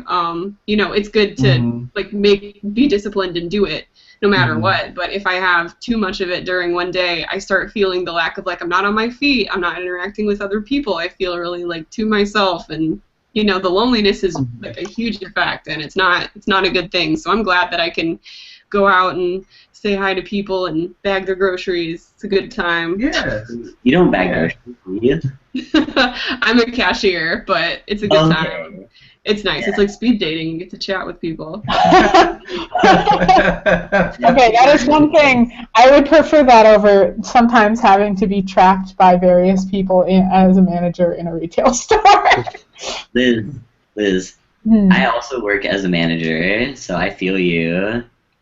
It's a lot. Wow. Mm-hmm. Managing, you guys, so much responsibility. I know. Yeah. So adult. How adult are you? That good Blick money, I tell you. It is better money, so yeah. Okay, it's time for my favorite question, which is, what is your highest praise of the sequential department, and what is your biggest criticism, if you have one? So let loose and get my channel shut down. Oh, man. Questions here, yeah. Wow, that's a lot of pressure. What is... First. I guess, honestly, I'm going to, really hammer this in. It sounds a little bit, redundant, but, the best praise that I have for the sequential department is the fact that you meet a lot of people through it. You meet many different, other artists who are trying to get jobs in the same field as you, and that's, how you're going to make most of your jobs. So that's really important. As for, the worst thing, it might also be the people sometimes. Yeah. You meet a lot of really nice people, but you also meet a lot of really weird people who are sometimes really hard to be in class with. So. Yep. There it is. It finally came out. Of all these sessions, you're the first person to actually say that. So I'm glad. Am I really? But sometimes there are some really annoying people in class, and And we have been those annoying people. Oh yeah, no, I know exactly how annoying I am, but yeah. Oh yeah, I guess people probably listen. Yeah. Gotta censor yourself. I'm not gonna say any names, but we all know. And so that's fine.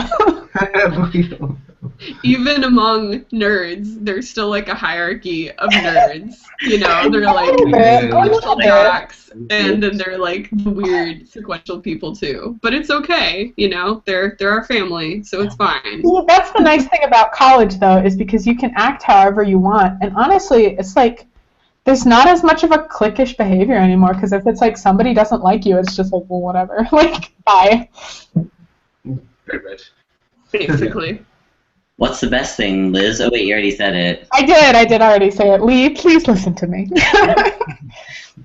I have to say my highest praise for the department is just that you're like so surrounded by people who live and breathe comics, like the other students, but also the professors who have been teaching and making and reading comics, and all these people spend all of their free time reading and writing comics. That it just like, you know, like your body's like 98% comics by mass by the time you graduate. You get so suffused in the culture of it that it just you get breakthroughs in your art and in your conception of comics and storytelling from it, and like you get so much better from that exposure at SCAD that if you look back at your work from 6 months ago, anytime during the sequential program, you'll wince because of how much better you've done since then. So true. What's the worst thing, Graham? The establishment of SCAD does not really know what's best for the sequential department. That's been my conception so far. I mean, Professor Gildersleeve, they didn't do a good job retaining him. I don't really know the specifics, obviously, but I don't think that he would have wanted to leave. So, I mean, we can only speculate, but I don't think that the SCAD's like administrators really know what's best for the sequential department, and sometimes it seems like what's great about the sequential department is kind of in spite of SCAD as a whole and not because of it. Well, also other majors like look down on sequential art sometimes. Like when I took illustration classes, not like all illustrators are this way, but they were like, "Oh, you draw those like crappy, throwaway, disposable cartoons, like something in the newspaper. Oh God, you're not artists." And then it's like, "Oh, but we have more job opportunities to you." So you're like, okay. They're salty because they weren't considered artists until pretty recently either. Yeah. So they just think. Anyway, I know some nice illustration. Yeah. Okay. Anytime you want to throw some shade at them, though, you're just like, "Where's the background?" They were so That's mean. a wonderful drawing of a woman, but where's the background? Yeah. How many points is that perspective? Ooh. Okay. Did I interrupt your? Oh no, that was all. Okay. What was your good? That was your bad part. What's your good part? No, I didn't say my bad part yet. Oh, you got more bad things to say about The good thing, let's be sappy. The best thing about the sequential major is the professors. Mm-hmm. That's true. Like, I loved every single one, and I think they also loved me. I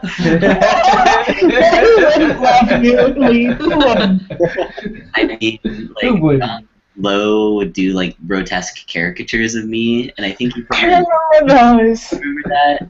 He did that one in a book. We sell that book at work, and every once in a while I go through it and I like see it. Wait, Liz, can you send me a picture of that? Because I've never seen it. Yeah, no, I'll definitely send you a picture tomorrow when I go to work. Oh, no way. That's so funny. Yeah. Wait, was that a character from our inking class? What? Yeah, I think it was just some like gross picture of Lee he drew like just for fun one day. Really I'm so liked glad. drawing me. I don't know. But those French girls. Yeah, and I had John Lowe I asked him to do a recommendation letter for a program I was applying for, and like it took him like I don't remember how long. I think he did it right away. But then he's like, "You can look at it, Lee. Just open up the envelope." And I was like, "Okay." And it was like, just like, "This is a great person. Hire them. I'm John Lowe." And it was like a little more than that, but I was like, "That's John Lowe, and I love him for being who he is." But like all the professors are so distinctive to me, and like the things that I like learned from them, and like having fun. Like just the sequential classes, like they're so much fun, and they're so personalized, and they really care about you. And if they get frustrated, it's because they're not getting through, you know? Not like non-sequential classes I took, like foundation classes or illustration classes. It's totally different. It wasn't like warm and like inviting like how I found the sequential professors, and I really missed that. And yeah, they're really good. They're the kind of people that I want to become, you know? Yeah. Like passionate and caring and talented and all that. Oh, wait, I'm already those things. Humble as always. It's like a role model, though. Yeah. For like what a adult working professional comic artist can be. Yeah, definitely. Mhm. I appreciate that each of them is like a really crazy uncle of yours, you Yeah. know? We each have the one that we're extra attached to. Spirit. Should we say who our like extra favorite like in our hearts are? Aw, sure. Okay.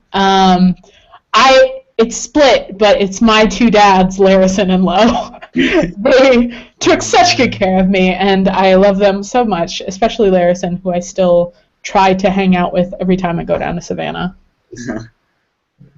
I have to say, for me, like Duncan. Ralph and Duncan, Yeah. because those were the professors who really got my stuff and like exposed Duncan. me to stuff that changed my Yeah. like work. Oh yeah. There's a picture of Duncan back here that was drawn. I remember that one. That's a good one. Perfect. It was drawn by Professor Dove. Wonderful. Well, let's take a camera That's back. pretty I great. want to see Oh, that. I remember that one. I Yeah. love that one. Yeah. Dove was always drawing fan art of real Right. people and fictional people. Uh-huh. I can't really pick a favorite professor. I love Larison and Lo and Gildersleeve I forgot Larison. and Ralph. Classes with those four, but I almost forgot Larison. I don't know. Larison, one time he helped me with my taxes. That's all. That's the kind of dude Larison is. He'd Yeah. rather die, I tell you what. I came to him panicking like, oh my god, I didn't know George's taxes are due tomorrow. What do I do? And he was like, give it to me. And then he just like ripped through it and was like, here, they owe you $50. And I was like, okay. Nice. It's fine. That's And so I was sweet. really grateful. But Larison was so inspiring, so I just really can't pick a favorite, but he had extra love. Yeah. Professor Jansiewicz drove me to the hospital. Did he? Just kidding. Oh. I feel like any of them would do that, though. They're like all so fatherly. Yeah, they would. Yeah. We met Ralph in the grocery store once. That was weird. Right. Maybe we shouldn't say all these things. Right. Wearing a really weird hat. Okay, but me and Lee got to go on the Oh yeah, the Tokyo trip. Tokyo. Nice. I'm still so jealous of you guys. Wait your turn. Tom hasn't got to answer either of the questions. Sorry. Oh, sorry. Hello. So yes, for me, favorite teachers, if I get to pick two, I'd say Dove and Mark Neese, because I had Dove for a ton of classes, and he's just so much fun. And Mark Neese was just so funny. He just cracks me up every time he talks. Like, Yeah. and he also wrote me a recommendation for an internship, which I got, and I'm pretty sure it's because of his recommendation. So Yeah, that I got was That's awesome. Lo wrote me the letter and I got it, and I was like, Nice. he did it. Yeah. Yeah, no, I was like, this isn't because of me. Yeah. So, but I guess we were talking about praise and criticism for the Yes. sequential department. Okay, so, like most of you guys, I think my favorite thing about the sequential department is the teachers. Everybody's really, I don't know, the sequential department is really chilled out, probably because, you know, they're professionals, but comic artists aren't used to being treated like a professional work environment, really. So they're all kind of chummy and fun, and you know, nobody in the sequential department will tell you to call them Professor something, you know, and everybody's like, oh yeah, call me by my first name or my last name, you know, or my nickname. Mm-hmm. Yeah. Like Dove, you know. And except for Tom Lyle, I feel like I always just call him Tom Lyle. I always said the two words, Tom Lyle. But I don't know. I guess so. So my favorite thing is definitely the professors. And then I really thought Editor's Day and the Comics Art Forum were awesome experiences. So those were great. I mean, that's really what makes the sequential art major, I think, really worth it, is that you have those opportunities to meet with working professionals. You know, editors, the guys who will potentially give you a job maybe in the future, maybe today, and the Comics Art Forum, where you get to meet the artists who are currently working. And I felt like the Comics Art Forum was so great because the critiques were, you know, more art-based and just really they understood how to speak the language. So, so those are my pros. So a lot of good things, right? My cons are the same thing you said, Graham. Actually, the establishment of SCAD. That a lot of the people running the school are not artists themselves. They're just thinking about the bottom line, and that is really frustrating. I think it also has something to do with how all the kids at SCAD are hipsters, so we all want to stick it to the man. The whole time I was there, I never bought like a SCAD T-shirt. It took my girlfriend coming to visit me for graduation. She bought me a T-shirt, and finally I was like, "Oh, I have a shirt that says SCAD." I don't know about that, I don't know about that school that I went to for 4 years. No, but it was a really, really great school. And then my other con is just the money, the cost of college these days. That goes for college in general and art school and private college. It's just very expensive, and people are going to have student loans, myself included, for years, and so be prepared for that. That being said, I don't regret it, at least not yet. But I think that art college is not for everybody. I think it's worth it if you can get a scholarship, or if you can afford it, or if you can work your way through school. If there's a way that you can make it work for you and not be in debt forever, it's a great experience. So don't live in the dorms. Don't live in the dorms. Oh yeah, move off campus as soon as humanly possible. It's so expensive to live in the dorms. Don't live in them. But they'll take away a portion of your scholarship too, so that might cancel it out. That's true. Well, then as RAs, we had to live in the dorms, right? True. Because so I mean, I was an RA every year except for freshman year. So, yeah. You were not in senior year. Oh yeah, true. Yeah. Too much work. Yeah. I didn't say anything negative about the sequential department. Did I? No. Oh, I can't think Let of anything. loose. Throw it down. Tear it up. I can't think of anything. Just the fact that, like, again, the administration, like, they moved our building and all that stuff. Right. And we didn't have money for, like, good, like, space, like, for, like, good paper cutters and supplies. Like, because SCAD would throw money at, like, flashy, like, video game building or other, bigger majors. So we kind of got the scraps, like old chairs and stuff like that. Yeah. But they kind of added. Yep. Do you remember that? We had, like, all these weird old chairs. Oh yeah, we just had Montgomery's leftovers, I think. Yeah. The like junkiest, the old Cintiqs that are like a little too old, and, like are kind of like a little, they rotate funny. Yep. Yeah. It bums me out that the people who are watching this who are thinking of applying to SCAD right now will never know, like, what Norris was like, because That's true. It's all in the illustration building now. Narrow for two people to comfortably pass each other. Yeah. It's true. During senior year, Graham and I would secretly paste up weird posters. Oh yeah. And I don't know if people knew that we were in charge. Yeah, like we had a Duncan fan club. Don't tell them that we were in charge of the Duncan. The secret's out. All has been revealed. I remember seeing those. I want someone else to refound the Duncan fan club. Yeah, true. Because like at one point, Fish, like the head of the department, like I had just placed some new posters that day, and he was like walking by me. He's like, "Hey Lee, do you know who's putting up these posters?" And I was like. And he was like, "Yeah, I've got one. I took it, and I'm like gonna put it in a special place in my office. I love it." And I was like, "I don't know who did it." That's hilarious. Yeah. I think Duncan knew because I was in his hand lettering class, and I could not mask my hand lettering, so he realized He knew. He didn't say I anything. remember that. Those were so good. Thanks. Yeah, anyone who's there right now, please refound the Duncan fan club. Keep the dream alive. Yes, please do it. Have any of you guys seen the new building? It's so weird. Really? Yeah, there's like a stairwell. The entry stairwell has like a wall of just like jeans like stapled to the wall.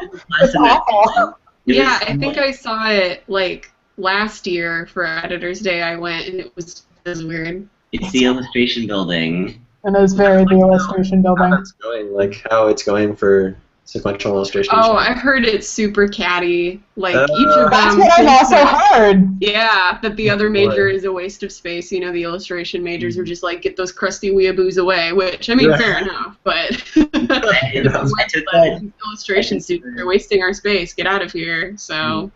Oh boy. I took the illustration class, the children's book one, which was kind of a disaster, let's be honest. That was the semester before Norris was being moved into there, and all the students were constantly being like, oh, I can't believe they're shoving those guys in here. They smell bad. And I was like, what? Haters. Say stuff like that too. And I was like, what? I mean, they do, though. Okay. We do. You smell it. Okay, I see that we have some questions in the chat, so maybe we'll move over to the question and answer session if you guys have time. Yeah. Go. The first one that we have is, were you able to work on personal side projects while you were still in school, or was it just classwork? Yeah. I mean, it was just classwork. For me, it was also just classwork.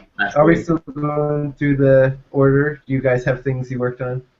I wish I had done more personal work when I was in school, but I think it was classwork was so heavy that I would get really burnt out. So when I finished, I would just go home and draw fan art a lot, which helped me because it helped me kind of like gain an online following. But at the same time, it was like I didn't really do anything. Yeah. Nice. Yeah. You guys? Graham and Lee? I drew a comic during freshman year, but by the time I started my major classes, I didn't have time for that anymore. I didn't really do any outside work besides like sketching and drawing animals and doing weird stuff like that. Oh, I made a lot of stickers. Right. I sold lots of stickers. Do you remember? Nice. I remember.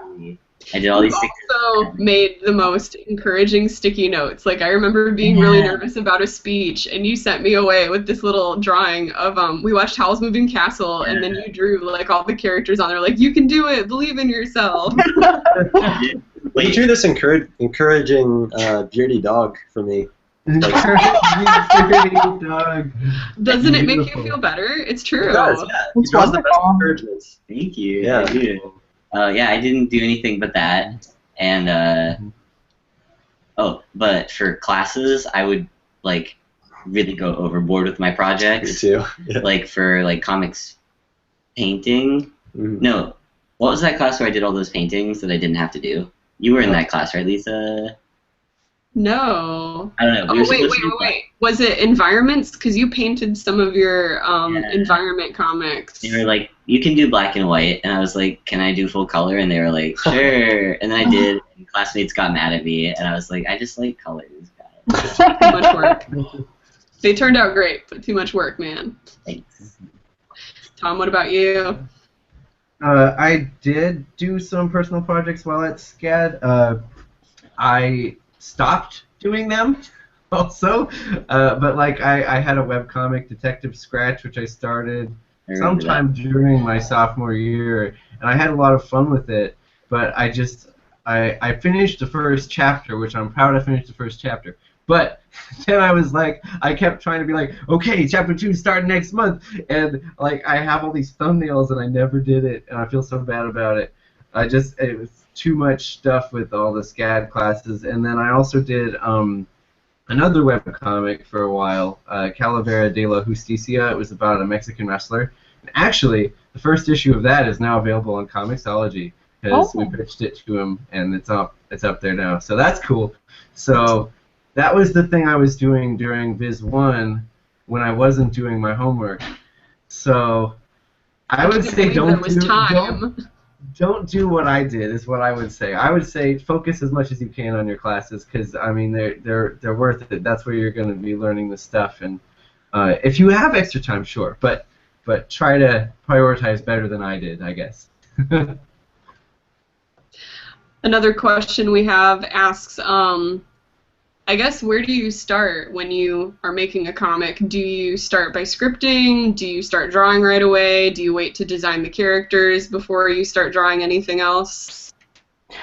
It It like starting a comic like 100% like from scratch, like brand new, brain spanking new. I usually will go into like a comic with a concept, and so I'll have like a basic idea and like maybe a basic idea of length, and then character sketches would come next. Just I don't honestly try to make my character sketch like my character design super tight at first, because that stuff's going to change like over time. It just is, like, it's no avoiding. So I let a lot of the character design like happen on the page once I start, and then I jump into thumbnailing, which is where I do all of my scripting.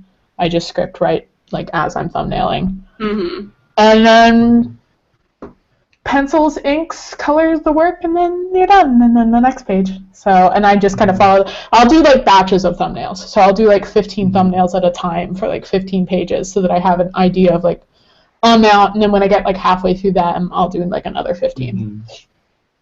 I recommend that too. I think it was actually Madeline's advice. She said that it's better stolen to do 100% from Madeline Rupert. Yeah, absolutely. Things in a cluster instead of like. I like the way she described it too, because if you start from 0 with one page and you bring it to completion, when you go to page 2, you're starting at the base of the mountain again. So why not like try to do things collectively? That's helped me so much. Yeah. What about you guys? Well, the last comic, or the comic I've been working on off and on lately, I guess my process has been different for each comic I've done, but for this one anyway, I started off with like an idea, like an outline, and then I like scripted, but I only wrote dialogue to try to find the characters' voices, and that was at the same time I was designing them, because I wanted to figure out who they were before I kind of figured out the scenes of the story. And then that script kind of developed into a more complete script, and now I've been thumbnailing it. Yeah, that's where I'm at right now. Yeah. Good place to be. For me, it's very different, again, because I'm kind of try not to think too hard. Like, that sounds kind of dumb, but I like to get inspired in the moment and be like, oh, that's a good idea, or like, oh, I didn't like that other idea. So I like, if I'm starting from scratch on something like the webcomic I'm doing right now, concept, characters that I'm excited about come after that, then I do like an outline of like the story, like this is going to happen in the start, the middle, and the end, and I just break it into littler and littler chunks. And then, since I'm doing it in strips, I'll just say, like, you know, I'll write, like, pages 1 through 50, and, like, for page 1, I'll say, like, gets on a bus, sees a weird dog. Page 2, finds a cool hat, falls asleep. I don't know. Like, and then I'll just say, okay, those things, that's going to happen in 3 or 4 or 1 to 4 panels on this page, and I just make up the dialogue when I'm doing it. Nice. That was such a Lee script too. It was like, very. It has to have an animal. It's like you can have a generator, pick an animal, object around the house. Make a vehicle. Yeah. Yeah. That's it. Yeah. Spoiler, and then I draw it. Spoiler for Holy Hotel. He's gonna find a cool hat. No spoilers. Does the hat come into play? Yeah. I guess for me, where to start with the comic, well, if you're writing it, it's definitely different than if you're drawing it being scripted from someone else, which I am currently doing. But when I was trying to write them as well, and I still do sometimes, I would start by trying to figure out like what the premise is in just like a couple sentences or maybe even one. And then from there, I try to break down what happens on each page, like as one thing happened, you know, like per page, like a thing happens. And like basically what you said, Lee, you found a cool hat. So like I think that's a good kind of like way to at least start thinking about comics pacing is like make there. You don't want to have a page where nothing happens. That's the thing. Okay, so there has to be at least one thing that happened. Somebody can look at this page and tell you in words what happened on that page, right? But if it's just like a filler page, if nothing happens at all, if it's just like a face looking at you, like in some manga that I've read, there's just like a filler page. I'm like, to me, I hate it, but I'm sorry. I like some manga, but when I see that, I get mad. The reactions are so important. Yeah. But anyways, my point is that start with the general synopsis, then go to bullet points, thing that happens per page, and then from there I actually start doing character drawings, and I start like figuring out what the characters look like, and sometimes I'll give them goofy faces, and that will inspire what the dialogue is and how the scene's going to play out, and then I kind of do a draw writing thing like you do, Lee. Where I kind of will do tiny little sketches, sort of thumbnails, but they're almost pre-thumbnails because I do them again. Because I just have to be like, okay, this character says this to this guy, and usually I'm not even thinking about what that panel, like, how it's going to be most effective. I just will draw the character talking to the other one and, like, it being hilarious some way. And then I actually, after that, try to thoughtfully put it together with, you know, solid pacing into a full page layout, and I just draw my thumbnails at 2 inches by 3 inches on regular copy paper, and then I scan those guys in, and from there my favorite part is actually right after this. So I scan my thumbnails, I blow them up to the full size on 11 by 17 paper, and I print out the thumbnails in non-photo blue ink, or you know, the light magenta, either works. And so I print it out, and there's my thumbnail on a big size. So it's much less intimidating to start a page when there's something already on it. You know, I've got the layout where I'm going with this, than to just have a blank sheet, right? That is such a good idea. Oh my god, I'm like learning things. That's amazing. I'll have to try that. Yeah. Well, thanks, guys. Well, I'm glad. But yeah, that's what I do, and so then it's so much fun for me to start doing the pencils.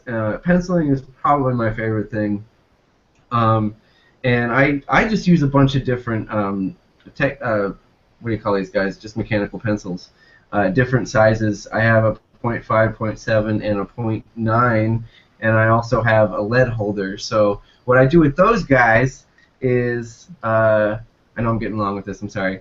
When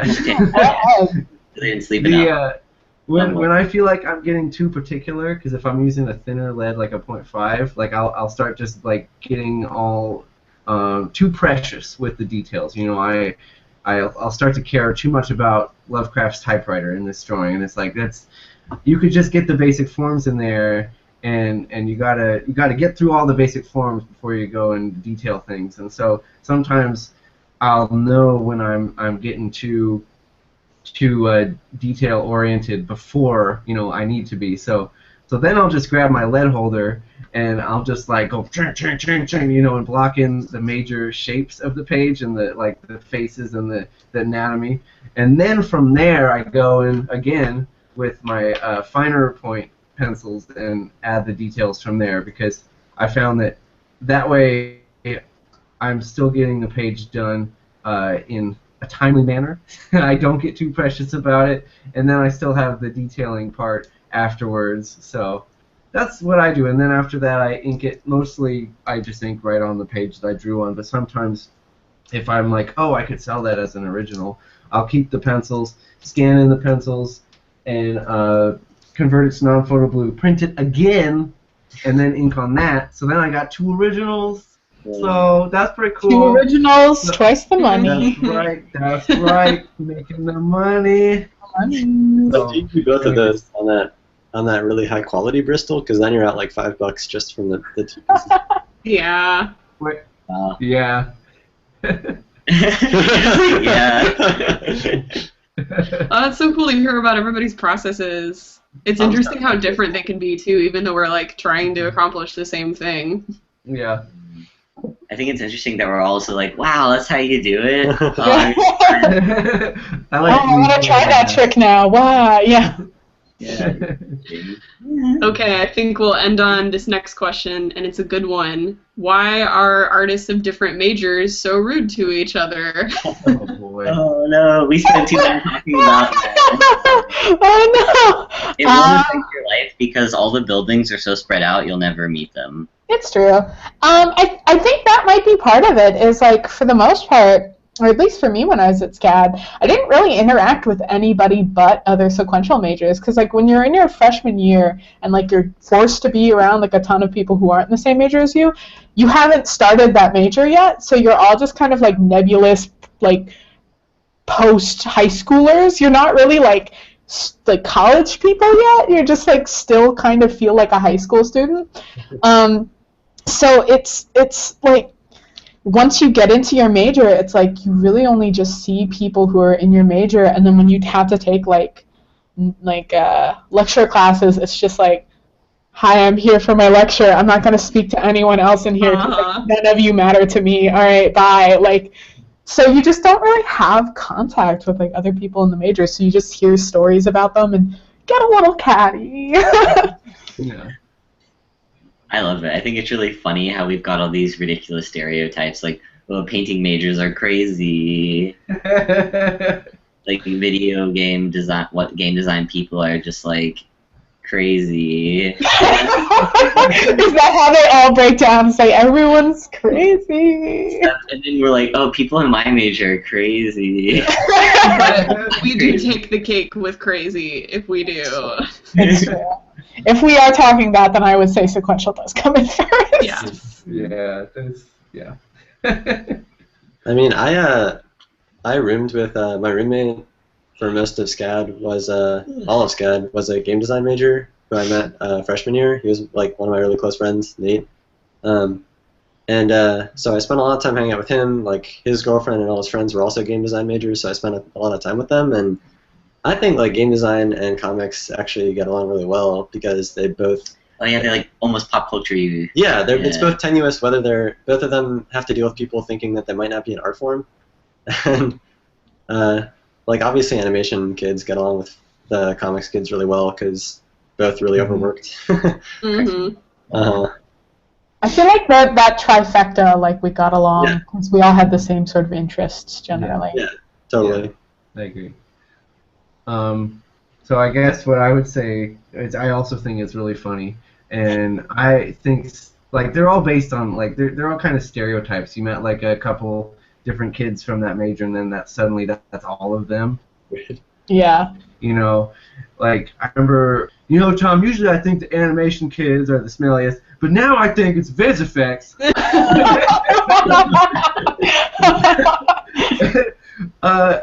It's really funny. It's just, I mean, I didn't really dislike a major ever.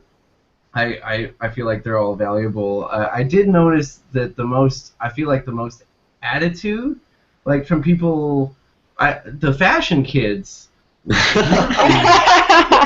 like, they must like not even like each other. I feel like. I feel that's a very competitive major. They must have been under a lot of pressure. Yeah, but anyways, I never really didn't like anybody. I think the illustration comics rivalry is really fun, but yeah, I mean there's smelly people in all the majors of SCAD. That's true. Maybe not fashion, but if you're in college. Yeah. I found it interesting that you could, like, I'd say 80% accuracy, look at someone and be like, they're that major. Except Liz, us, remember how much of a backhanded compliment that is when it's just like, oh, what do you major in? And you're just like, oh, I'm a sequential major. And somebody thought you were accessory design because of how you dress. Ever thought I was sequential, and every time they found out I was sequential, it'd be like, oh, like I'm sorry, and it was like, no, hold on, no, I'm sorry, hold on. The one that Cassie would get all the time, if you guys know Cassie Anderson, is, she's also like really, I don't know, just fashionable and delicate and sweet and whatever, but like literally a Disney princess. But then people had actually told her, they're like, you're not a sequential major, you're so pretty though. And that's so brutal. Oh my gosh. It's like, what does that mean? And then I like look at all of us with our cat ears, and our hands. With my anime lanyard and my cat ears. Yeah, exactly. My backpack. Yeah. I remember, like, also because like Norris was so secluded, people would be like, I can wear my cat ears every day, and no one would notice. I mean, you can. I noticed. Who would notice, but it doesn't matter.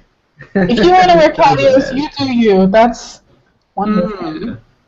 Yeah, there are weirdos in every major. Yeah, I didn't think about that, but once you get in your major, you really don't interact with many other people, unless you're in clubs, I guess. I think that's the only way I really reached out to people. I know, there's so little time, but the people that I met were either like in animation senior project things or clubs or at church. Like, those are the only ways that I'd be able to reach out to other people. So if you're not in any of those, it's just the sequel kids. But that's okay. It's okay, we're pretty decent. We're pretty decent. I think so. Cool. I think that wraps up the Q&A, and we are like right at the 2-hour mark. That was magical. That was really wonderful. That was so Good job, fun. team. Yeah. All right. So this wraps up the Sequential series. So I hope all of you who've been watching these have enjoyed them and learned so much about comics. I'm glad there was so much to talk about that it took like 3 different sessions of it. So next, I'm hoping to find maybe some production design people. The fashion people are still really hard to track down. Like we just talked about, you don't really interact with other people, so I have to hunt them down. Designers, I can hook you up. Yeah, I don't know if I'll ever find an equestrian major. Sorry if anybody was interested in that. Oh, yeah. That one. I forgot all about the equestrian major. God bless them. It does exist. It does exist. But anyway, thank you all for watching, and you can look forward to the next one sometime in the following week. So, all right, thank you to our guests. Yay, bye. Thanks for having us, Lisa. Thank you, Lisa. This was Good to see you guys.